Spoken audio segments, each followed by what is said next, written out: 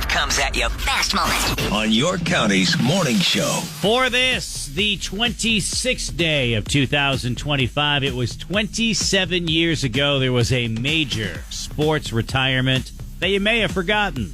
In lieu of our buddy Jake the Snake not doing the wrestling report this week, I think it's appropriate to mention that 27 years ago today, Hulk Hogan announced he was retiring from pro wrestling and he was going to run against George W. Bush and Al Gore for president in the year 2000. I'm inviting my friends. I'm inviting people that have been a part of my life to help me get to where I am today.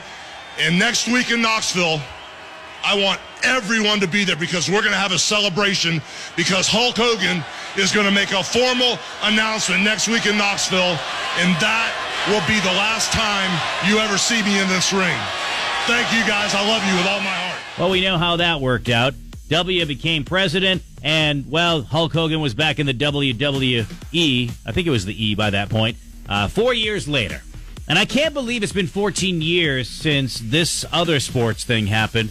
The NBA lockout of 2011, that was a big deal. Finally, the owners reached a tentative agreement with the Players Association to let players have access to team facilities so they can resume workouts on December 1st. They were back to it, and I think they were playing in time for Christmas, which is the big NBA day. I think that was the whole thing, if I remember right. Anyway, the delayed season was shortened from 82 games to 66.